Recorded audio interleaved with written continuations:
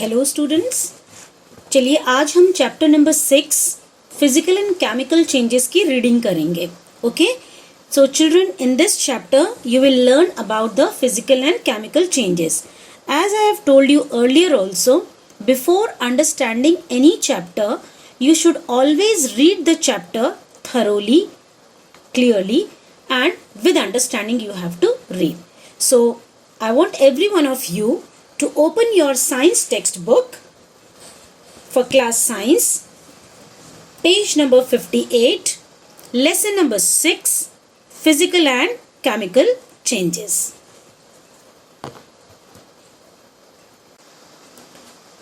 चलिए बच्चों, हम स्टार्ट करते हैं physical and chemical changes. Every day you come across many changes in your surroundings. These changes may involve one or more substances.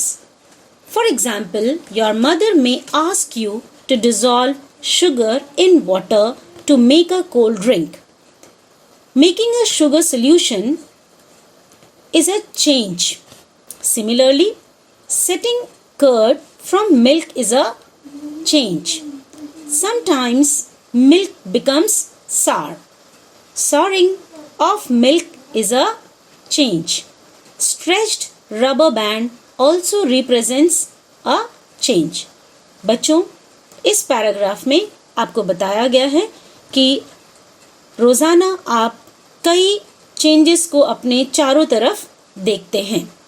In changes में आपने देखा होगा एक या दो प्रकार के पदार्थ जो होते हैं पाए जाते हैं. उदाहरण के लिए आपकी मम्मी आपको चीनी को पानी में घोलने के लिए या डिज़ोल्व करने के लिए बोलती हैं ताकि हम कोल्ड ड्रिंक बना सकें. ओके, सो शुगर को जब आप वाटर में डिज़ोल्व करते हैं तो वह शुगर सॉल्यूशन में बदल जाता है और यह एक चेंज है. इसी तरह से setting curd from milk is a change. इसी तरह से दूध को दही में बदलना भी एक प्रकार का चेंज है. समटाइम्स मिल्क बिकम्स सार. कभी कभी हमारा जो दूध होता है वो फट जाता है या खट्टा हो जाता है. सो दूध का फटना या खट्टा हो जाना, souring of milk is again a change. Similarly, stretched rubber band also represents a change. खिंचा हुआ या तना हुआ जो रबर बैंड होता है यह भी एक प्रकार का चेंज है. Now, make a list of 10 changes you have noticed around you. आपको इसी तरह से 10 ऐसे चेंजेस की लिस्ट बनानी है जो आपके चारों तरफ होती है. In this chapter, we shall perform some activities and study the nature of these changes. Broadly, these changes are of two kinds, physical and chemical. बच्चों, इस चैप्टर में हम कुछ एक्टिविटीज को करेंगे और हम एक्टिविटीज के माध्यम से इन चेंजेस के नेचर या प्रकृति को समझेंगे. So broadly these changes are of two kinds. देखा जाए तो ये जो परिवर्तन है, जो चेंजेस हैं, ये दो तरह के होते हैं. ये फिजिकल और केमिकल होते हैं. ये देखिए, I am underlining it. So changes are of two types or two kinds. So they are called physical and chemical changes.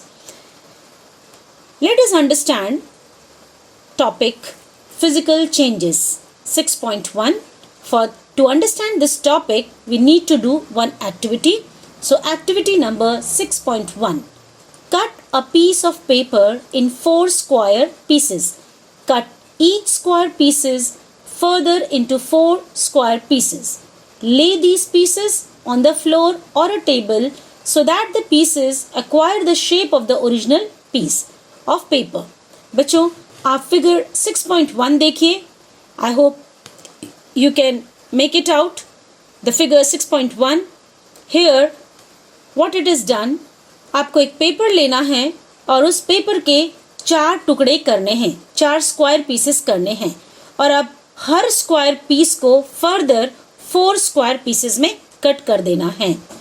आप देख सकते हैं यहाँ पर ये जो स्क्वायर पेपर था इसके 4 पीसेस इस तरह से कट कर दिए गए और हर पीस के now you have 1 2 3 4 pieces and now every piece of square piece of paper is further cut into 4 pieces. This is 1 2 3 4.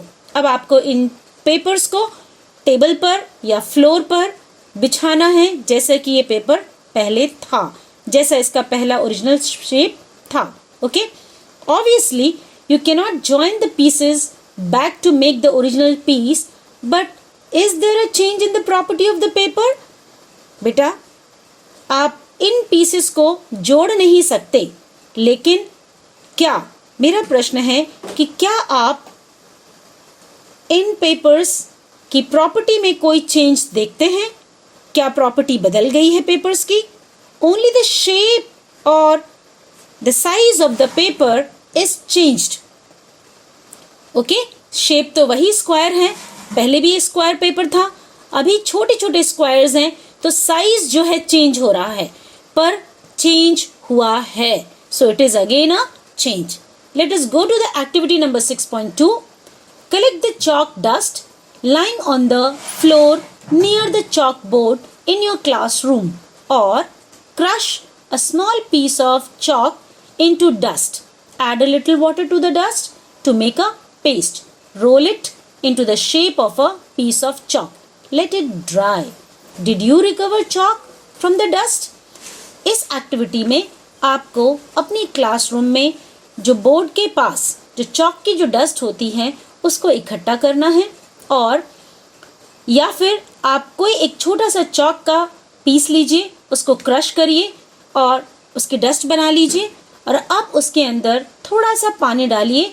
Add a little water to the dust to make a paste, और उसकी paste बना करके फिर आप उसको roll it into the shape of the piece of chalk. एक chalk का piece का जैसा शेप था वैसा ही शेप में उसको बदल दीजिए और उसको सूखने के लिए छोड़ दीजिए. क्या did you recover chalk from the dust? क्या आपने चॉक की डस्ट से वापस चॉक को प्राप्त किया? इस प्रश्न का उत्तर आपको ढूंढना है, और आप तब ऐसा ढूंढ पाएंगे जब आप इस एक्टिविटी को परफॉर्म करेंगे. चलिए बच्चों, आगे बढ़ते हैं, हम एक और एक्टिविटी करते हैं. Activity number 6.3. इस एक्टिविटी में आपको क्या करना है? Take some ice in a glass और प्लास्टिक टम्बलर.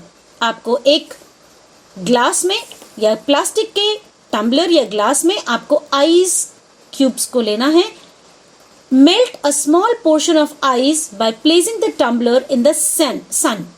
आपको उस आइस का थोड़ा सा हिस्सा टम्बलर के अंदर रख करके धूप में रखना है, ताकि उसकी मदद से आप आइस को मेल्ट कर सकें. अब आपके पास you have now a mixture of ice and water. अब तुम्हारे पास टम्बलर में, ग्लास में आइस भी है और वाटर भी है. Now place the tumbler in a freezing mixture. Okay? अब आपको क्या करना है? आपको इस टम्बलर को वापस फ्रीजिंग मिक्सचर में रखना है. Ice plus common salt. Right? Does the water become solid ice once again? क्या जो आइस मेल्ट होके वाटर में कन्वर्ट हो गई थी, बदल गई थी, क्या वह वापस सॉलिड आइस में बदल गई? यह चीज आप सभी ने अपने घर में देखी होगी. डेफिनेटली वो वापस आइस पीस में कन्वर्ट हो जाती है या बदल जाती है. Now let us perform the activity number 6.4. Boil some water in a container. Do you see the steam rising from the surface of water? बच्चों, आपको एक बर्तन में पानी लेना है, उसको बॉयल करना है. क्या आपने स्टीम को ऊपर की ओर उठते हुए देखा है? Do you see the steam rising from the surface of water? Hold an inverted pan by its handle over the steam at some distance from the boiling water. Observe the inner surface of the pan. Do you see any droplet of water there? आपको बच्चों क्या करना है? आपको एक container में पानी को गर्म करना है और उसमें से उठती हुई जो ऊपर की ओर उठती हुई जो भाप है, स्टीम जो है, उस स्टीम को एक दूसरे ढक्कन के ऊपर, ढक्कन को उल्टा करके उस स्टीम जो उड़ रही है उसके ऊपर थोड़ी दूरी पर रखना है। ठीक है, आप पैन उस सरफेस की, जो पैन का जो सरफेस है उसको ऑब्जर्व करिए, नोटिस करिए, क्या आपको वहाँ पर उसकी जो आंतरिक जो सरफेस है पैन की, वहाँ पर आपको छोटी छोटी ड्रॉपलेट्स ऑफ वाटर यानी पानी की नन्ही बूंदें दिखाई दी। इस एक्टिविटी को बेटा आप आसानी से घर में करिए और इसको ऑब्जर्व करिए और बताइए कि क्या वहाँ पर आपने पानी की नन्ही नन्ही बूंदों को देखा। Okay, now let us do the activity number 6.5। यहाँ पर आपको इस एक्टिविटी को करते समय आपको एक सावधानी बरतनी है। Be very very careful while handling a flame. ठीक है, so hold a used hacksaw blade with a pair of tongs. आपको एक हैक्सॉ ब्लेड को टोंग की सहायता से पकड़ना है। Keep the tip of the free end of the blade on the gas stove. और उस हैक्सॉ जो ब्लेड है उसके टिप को, जो फ्री एंड है, keep the tip of the free end of the blade on the gas stove, उसको जलती हुई जो आपकी गैस स्टोव है उस पर आपको रखना है। Wait for a few minutes, कुछ क्षणों का इंतजार करिए। क्या आप हेक्सा ब्लेड की टिप में, उसकी कलर में कोई चेंज ऑब्जर्व करते हैं? अब आपने क्या करना है, remove the blade from the flame, observe the tip once again after some time. आपको जलती हुई ज्वाला, ज्वाला मतलब फ्लेम से ब्लेड को हटा लेना है और अब आप फिर से उसको ऑब्जर्व करिए after some time. Does it get back its original colour? क्या वह वापस अपने ओरिजिनल कलर में आ गया? हेक्सा ब्लेड की जो कलर था before keeping the tip of the free end of the blade on the gas stove, वह जो कलर था एट दैट टाइम, क्या वो वापस उसने रीगेन किया? ठीक है, so in activities 6.1 and 6.2 above, you saw that paper and a piece of chalk underwent changes in size. ठीक है, 6.1 में और 6.2 में आपने देखा कि पेपर और चॉक के पीस दोनों साइज जो परिवर्तन आया उनमें, वह उसके साइज में चेंज आया। Okay, so in activities 6.3 and 6.4 water change it's state. 6.3 और 6.4 जो एक्टिविटी हमने की, हमने जो अभी रीड आउट की, उसके अंदर आपने देखा कि वाटर ने अपनी स्टेट को चेंज किया। So there is a change in the state of water. So from solid to liquid and then from gas to liquid. Solid to liquid मतलब आइस जो है मेल्ट होकर के वाटर बदल गई और जब आपने उसको फ्रीजर में रखा तो वापस लिक्विड सॉलिड में बदल गया। इसी तरह से you must have observed in activity 6.4 that when you boil the water which is in the form of liquid or which is in the state of liquid, it becomes hot and it rises as steam. So steam is the gaseous form or gaseous state of water. Okay children, जब आपने steam को collect किया एक दूसरे pan में, after some time you notice the tiny water droplets, that is again the steam converted back into liquid. So in activity 6.5 the hexa blade change color on heating. और अभी आपने जो 6.5 activity पढ़ी उसके अंदर हेक्सा ब्लेड को के जो टिप को हमने गैस स्टोव पर रखा था, उसके ब्लेड की टिप को आपने कलर चेंज आपने उसमें देखा ऑन हीटिंग। जब हमने गर्म किया तो उसका कलर चेंज हो गया। So properties such as shape, size, color and state of a substances are called its physical properties. Children, please underline these lines of your textbook. Properties such as shape, size, color and state of a substances are called its physical properties.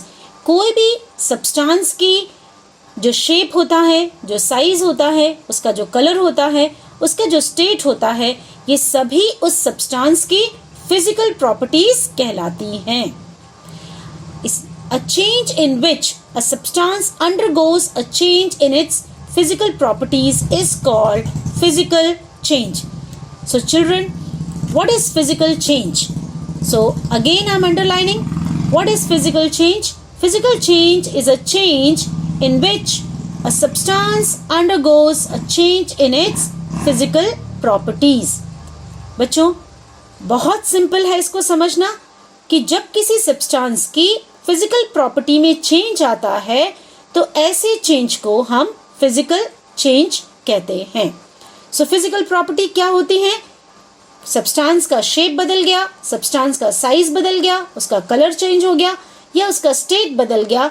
तो जब भी कभी किसी substance की shape, size, colour या state में change आएगा तो ऐसा चेंज फिजिकल चेंज कहलाएगा. आई hope you all have understood what is physical change. A change, a physical change is generally reversible. Children, you all have learnt in your 6th class about the changes that is taking place around you. आपके चारों तरफ जो changes हो रहे हैं वो या तो रिवर्सिबल होते हैं या वो इरिवर्सिबल होते हैं. So generally physical changes are reversible. I hope you all understand the meaning of reversible word. Reversible मतलब ऐसे चेंज जो वापस अपने ओरिजिनल स्टेट में या पोजीशन में आ सकते हैं.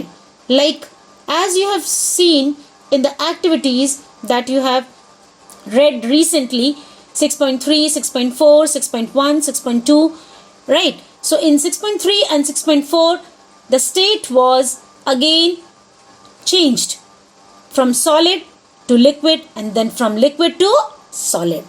Okay? So यहाँ पर reverse हो गया.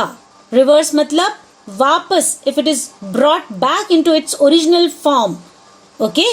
So that is known as reversible. So generally all the physical changes are reversible in nature. In such a change, no new substance is formed. Another characteristics of physical change is that there is no new substance is formed. बच्चों, आपने देखा था कि जब हमने paper को cut किया 4 pieces में, उसके बाद हर एक पीस को हमने 4 पीसेस में कट किया, तो क्या वहां पर कुछ नया सब्सटेंस बना?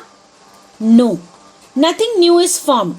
Only the physical property of the page or the sheet is changed.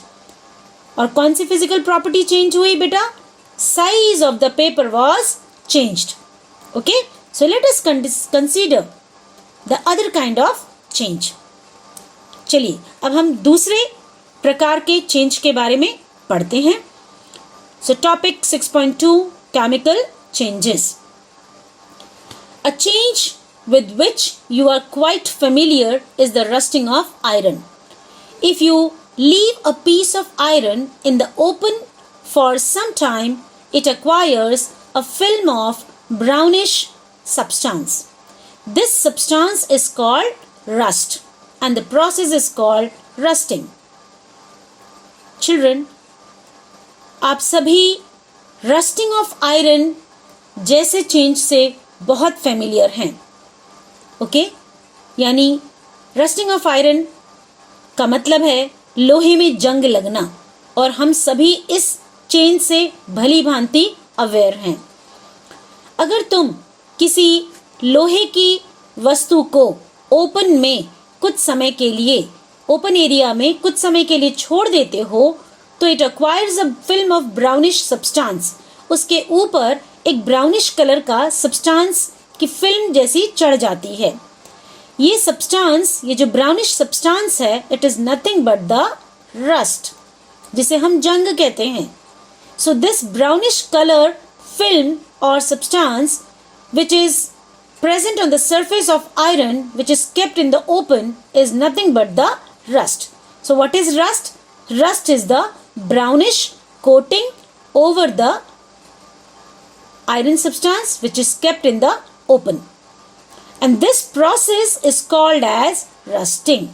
Okay, so rusting क्या है? Rusting एक process है, and what happens in this process you will come to know in this chapter itself. So iron gate of park or farmland iron benches kept in lawns and gardens. Almost every article of iron kept in the open gets rusted. आपने देखा होगा किसी park के जो iron gets होते हैं या farm land के जो गेट्स होते हैं या जो आयरन बेंचेस किसी लॉन में या गार्डन में ओपन में रहती हैं, सभी ये जो चीज़ें हैं ये सब लोहे से बनी हुई रहती हैं and they are kept in open. ये सभी दे गेट रस्टेड. इन सभी में जंग लग जाता है. At home you must have seen shawls and spades getting rusted when exposed to the atmosphere for some time. आपने घर में रखी हुई कई ऐसी लोहे की चीज़ों को रस्ट या जंग लगते हुए देखा होगा जो ओपन में रखी रहती हैं, जैसे फावड़ा है, गैंती है या कुदाल जिसको कहते हैं. इस तरह के जो लोहे के औजार रहते हैं यह ओपन में रखे रहते हैं, तो एटमॉस्फेयर में, ओपन एटमॉस्फेयर में अगर कुछ समय के लिए छोड़ दिए जाते हैं so they also get rusted. इसी तरह से in the kitchen a wet iron pan, जो तवा होता है उसमें भी रस्ट लग जाती है अगर आप उसको कुछ समय के लिए ऐसे ही छोड़ देते हैं. So in the kitchen a wet iron pan often gets rusted if left in that state for some time. Rust is not iron. बच्चों, it's very important to note that rust is not iron. Iron is another substance and rust is different one. Okay? So it is different from iron on which it gets deposited. So rust जो है एक अलग substance है और iron एक अलग substance है. So rust आपको iron के ऊपर ही नजर आएगा. Okay, so it is different from iron. So there are two substances. One is rust, another is iron, and you will find rust always on the surface of iron object. Let us consider a few more changes where new substances are formed. चलिए हम आगे कुछ ऐसे changes को देखते हैं जिसमें नई substance बनती हैं. Let's read the activity 6.6. It should be demonstrated by the teacher. Again, यहाँ पर भी आपको सावधानी रखनी है. It is dangerous to look for a long at the burning magnesium ribbon. The teacher should advise children not to stare at the burning ribbon. बच्चों, ये जो एक्टिविटी है आपके टीचर आपके लिए क्लास में परफॉर्म करेंगे और ये बहुत डेंजरस है, खतरनाक है आप लोगों के लिए कि आप जलती हुई मैग्नीशियम रिबन को लगातार अगर देखते हैं. स्टेयर करना मतलब लगातार, जिसको घूरना कहते हैं. लगातार अगर आप उस मैग्नीशियम, जलते हुए मैग्नीशियम रिबन को देखते हैं तो it can be dangerous for your sight. Okay, so what you have to do in this activity, get a small piece of thin strip or magnesium ribbon, clean its tip with sandpaper, bring the tip near a candle flame. It burns with a brilliant white light. आपको एक छोटा सा magnesium ribbon का strip लेना है और इसकी upper surface को सैंड पेपर से साफ करना है. और अब आप इस मैग्नीशियम टिप को कहाँ लेकर आएंगे? एक जलती हुई कैंडल की ज्वाला में. जब मैग्नीशियम रिबन जलता है, it produces brilliant white light. So when magnesium ribbon starts burning, it produces brilliant white light. You can see in the figure 6.3. This is the figure 6.3 where magnesium ribbon is burnt. So when it is completely burnt, it leaves behind a powdery ash. जब ये पूरी तरह से जल जाता है तो एक पाउडरी ऐश, एक पाउडर के जैसा ऐश या राख छोड़ देता है. Does the ash look like the magnesium ribbon? क्या ये जो राख है, ये जो ऐश है, ये मैग्नीशियम रिबन की भांति दिखाई देती है? The change can be represented by the following equation. हम इस चेंज को इस इक्वेशन के माध्यम से आपको दिखा रहे हैं, रिप्रेजेंट कर रहे हैं. सो children, this is the chemical equation which takes place or which occurs when magnesium ribbon is burned in presence of oxygen. So you can see in word it is written magnesium, and the chemical symbol of magnesium metal is capital M small g. बच्चों Mg is the symbol of magnesium metal. Okay, then O2 or capital O is the symbol of oxygen. So जब हम कोई चीज जलाते हैं, कोई वस्तु को हम जलाते हैं तो वो ऑक्सीजन से रिएक्शन करता है. सो केमिकल रिएक्शन को रिप्रेजेंट करना ही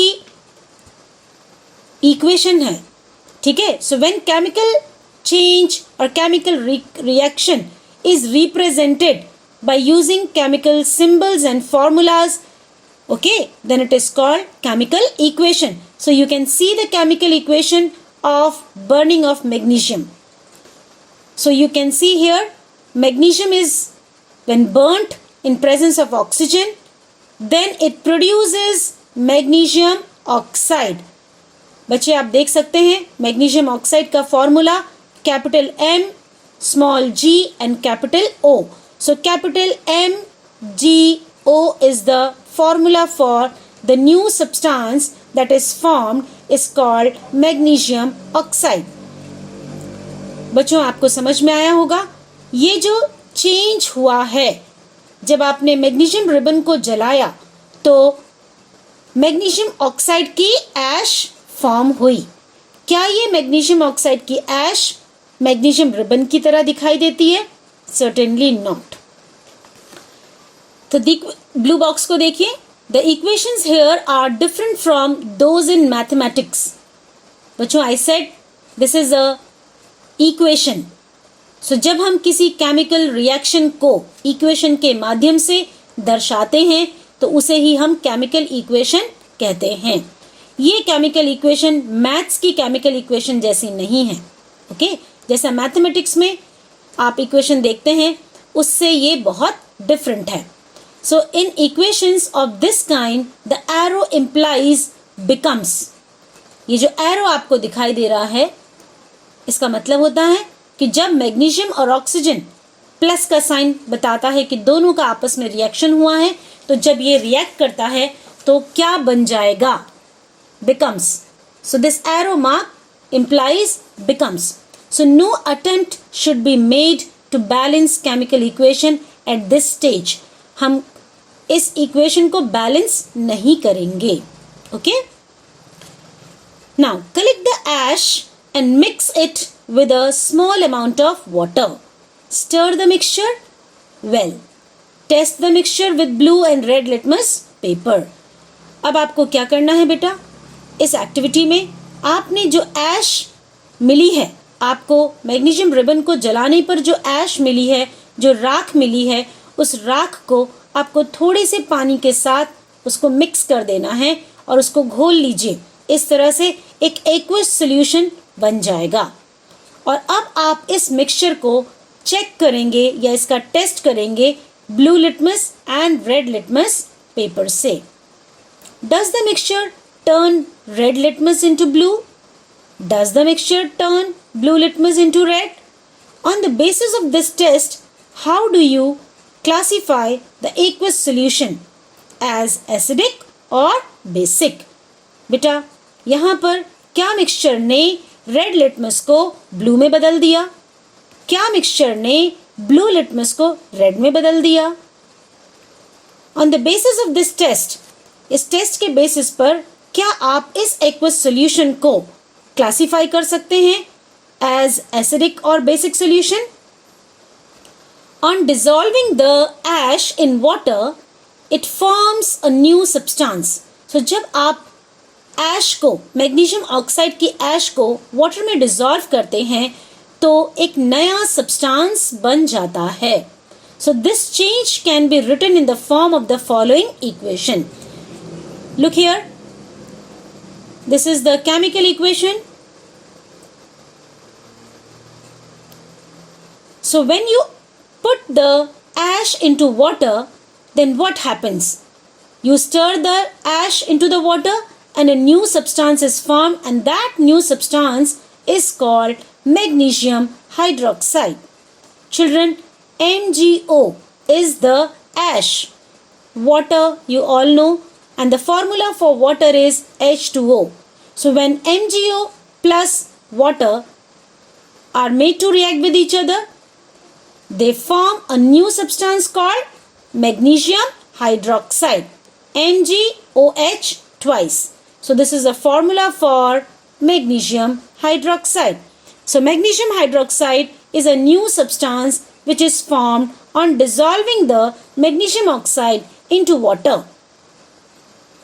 As you have already learned in chapter 5 that magnesium hydroxide is a base. बच्चों हमने चैप्टर नंबर 5 में पढ़ा था कि मैग्नीशियम हाइड्रोक्साइड एक बेसिक सब्सटेंस है या बेस है. So magnesium oxide is a new substance form during burning of magnesium. So इसलिए मैग्नीशियम ऑक्साइड एक नया सब्सटेंस है जब हमने मैग्नीशियम को एयर की प्रेजेंस में जलाया. Magnesium hydroxide is another new substance formed by mixing magnesium oxide in with water. इसी तरह से जब आपने मैग्नीशियम ऑक्साइड को वाटर में डिसॉल्व किया तो मैग्नीशियम हाइड्रोक्साइड सब्सटेंस बना. So magnesium hydroxide is another new substance which is formed in the second reaction or chemical reaction.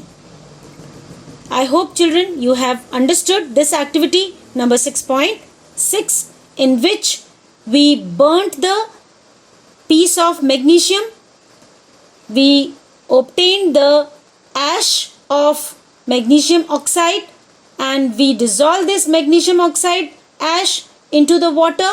That was the second chemical reaction which took place, and this magnesium hydroxide changes the red litmus paper into blue.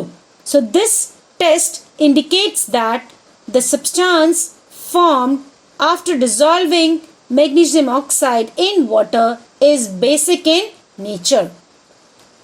Okay? So let us do the activity number 6.7. This activity is also to be demonstrated by the teacher. Dissolve a teaspoonful of copper sulfate. Children, you have to take copper sulfate, which is also called as blue vitriol or neela thotha, in about half a cup of water in a glass, tumbler or a beaker.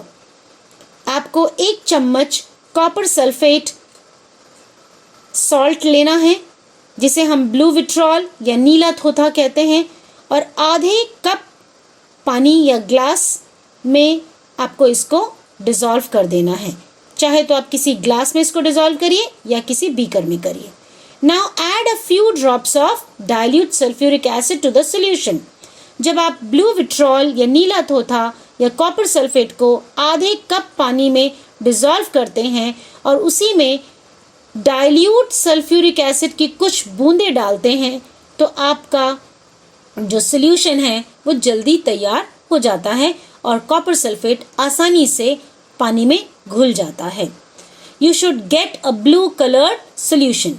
आपको children you can see in the figure 6.4 first beaker represents the solution of copper sulphate. इसी तरह का blue colour का solution आपको मिल जाएगा जब आप 1 table spoon copper sulphate को आधे कप पानी में और कुछ बूंदे सल्फ्यूरिक एसिड की डालेंगे तो जो सॉल्यूशन तैयार होगा वह कॉपर सल्फेट का सॉल्यूशन है. You should get a blue coloured solution. Save a small sample of the solution in a test tube or a small glass bottle. आप इसका थोड़ा सा solution एक ग्लास बॉटल में या टेस्ट ट्यूब में लेकर के रख लीजिए.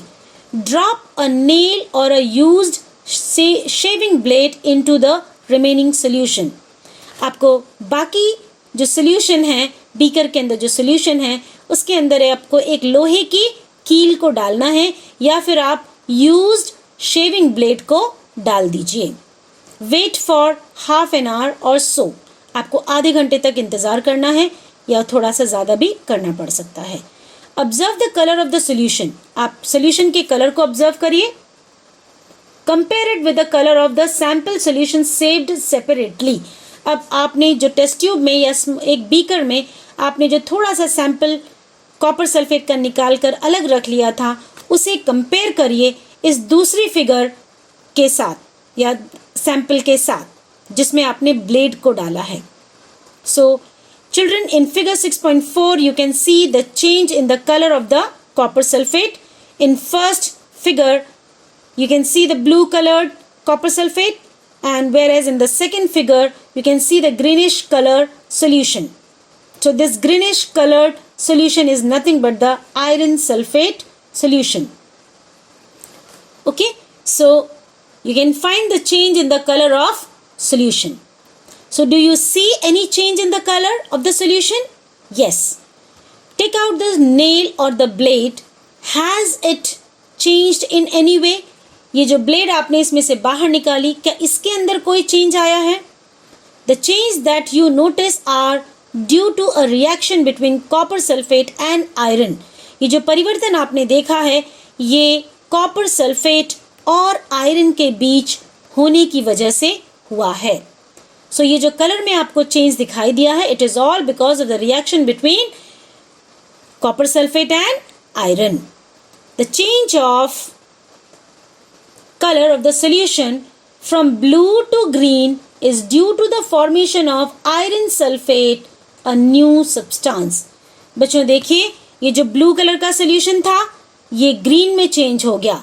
It is because of the reaction between copper sulphate and iron.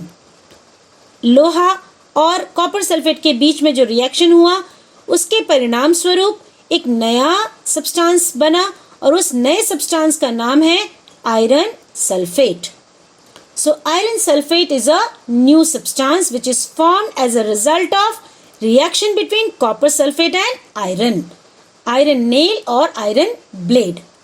The brown deposit on the iron nail is copper.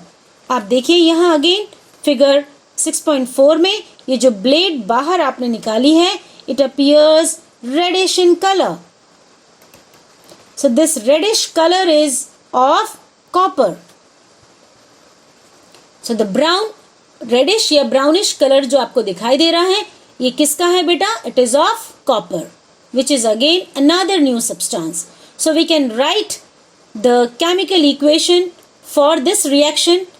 Look here, copper sulfate solution which is blue in color plus iron. Okay, then iron sulfate solution which is green in color and copper which is brown color deposited over the iron blade is formed. बच्चों आपने देखा कि इस activity 6.7 में जो हमने एक iron copper sulphate का सोल्यूशन बनाया with the help of water and few drops of sulfuric acid, then इस सोल्यूशन में हमने एक लोहे का ब्लेड या नेल डाल दिया और डालने पर after some time we notice the change in the colour of the solution, it becomes green और the blue colour solution changes to green. So this green color is of new substance, that is iron sulfate, and you can also notice a brownish or reddish deposit over the iron nail or blade, which is nothing but the copper. I hope you all have understood all the activities that we have read so far. Thank you, students. We will continue the rest of the portion of the chapter in next video. Thanks for watching.